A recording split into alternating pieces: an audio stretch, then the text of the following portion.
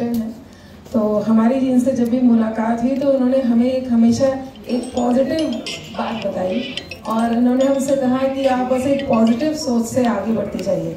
जब मैं यहाँ चुनाव के लिए आई तो मैं बहुत लोगों से परिचित नहीं थी, स्पेशली अगर मैं पत्रकार जगत की बात करूँ।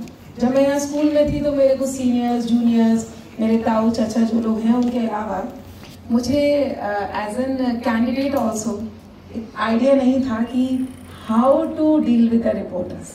फ्रैंकली मैं इस समय बात करूंगी जो भी तो वो बिल्कुल दिल से आज बात करने वाली हूँ, इसलिए मैंने कहा जिलाध्यक्ष जी जब चले जाएंगे तभी बोलूंगी, जल्दी बोल पाऊंगी। सही बात है। तो ऐसे हमारे अमिताभ जी, हमारे महासचिव जो बने हैं, हमारे वैभव भैया अमृत विचार के चीफ ब्यूरो हैं। बीच में कुछ ऐसा इशू, आप जब नहीं थे तो मेरे चुनाव के समय कुछ ऐसा लग रहा था कि रिपोर्टिंग अमृत विचार की बड़ी नेगेटिव सी है। तो हमने डॉक्टर केशव से बात करी थी, बोले मैं बात करता हूँ। मैंने कहा सर अभी मैं पर्सनली नहीं मिल पाऊंगी, अभी आप कन्वे कर दीजिए, लेकिन मुझे लग रहा है कुछ मिसअंडरस्टैंडिंग हो रही है। लेकिन नहीं, आप लोग ने भी बहुत हमें सपोर्ट किया, उसका आपका बहुत बहुत धन्यवाद। हमारे पार्टी के वरिष्ठ नेता, मैं धीरेन्द्र अंकल के लिए बताऊँ, स्पेशली अपने इलेक्शंस में धीरेन्द्र अंकल शाम को विशाल टॉकीज पे आके बैठ जाते थे। ये मुझे फोन भी नहीं करते थे। मैं जितने बजे भी कन्वेंसिंग से लौटूं मुझसे कहते थे अब कहीं जाना है, मैं कहती थी नहीं। कोई प्रोग्राम है, मैं कहती थी नहीं। बोले छोटी गाड़ी है कोई, मैंने कहा मेरी वैगनआर है, बोले निकालो।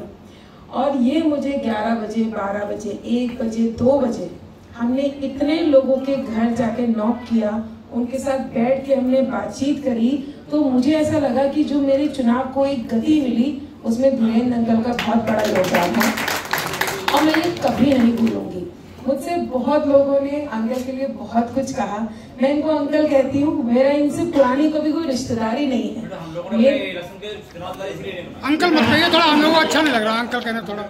तो मैं जब आपसे मिली, क्योंकि पार्टी में मैं एक्टिव थी तो मैं जानती थी, लेकिन मुझे नहीं पता था, इन्होंने बिना मैंने इनको अप्रोच नहीं किया था कि ये ऐसा कुछ काम मेरे लिए चुनाव के समय करे, लेकिन इनका योगदान बहुत सराहनीय है।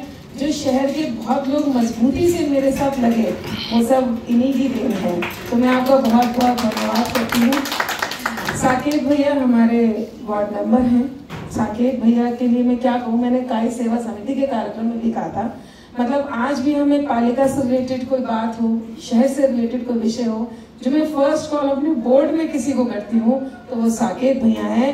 एंड बिलीव मी, इन्होंने कभी भी कोई नेगेटिव स्टेटमेंट किसी को लेके नहीं दिया, कोई नेगेटिव बात नहीं कही। और अगर मैं इनसे पूछती भी हूँ भैया इसका क्या मामला रहा है या कुछ, तो आपको प्रॉपर वे में ये पूरा बताते हैं।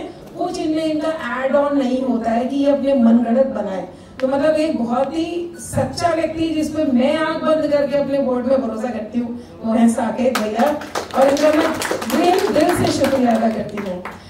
संदर्भ सिंह भाई साहब जी हैं यहाँ पे, मैंने इनका गाना सबसे पहले सुना था सिटी सिंगर्स क्लब में सिल्वर लीफ पे जब हुआ था, ठीक। उसके बाद आपकी माता जी का जब निधन हुआ था तब मैं गई थी, तो आपको मैं जानती थी, मुझे भी पता था पत्रकार है, लेकिन मैं आपके बारे में बहुत ज्यादा तब जानी जब आपने हमारी डांडिया नाइट और डेंगू जब साथ में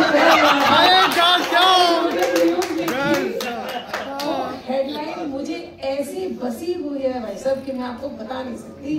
लाशों पे नगर पालिका करेगी डांडिया, मतलब लिटरली उस इनकी न्यूज के बाद, हालांकि चीजें हो रही थी कि नहीं हो हम क्या नेगेटिव कुछ चीजें चल रही थी, बट इनकी वो हेड मैंने अंदर नहीं पढ़ा जी, मैंने अंदर कंटेंट नहीं पढ़ा जी, लेकिन जब मैंने वो हेडलाइन पढ़ी, लिटरली मैंने 8-10 लोग जो हम लोग उसको ऑर्गेनाइजिंग कमेटी में लगे हुए थे, मैंने बुलाया, मैंने बताओ भाई करना है नहीं करना है, क्योंकि मतलब दिस इज सीरियस, क्योंकि आपका एक बड़ा नाम है पत्रकारिता जगत में जी।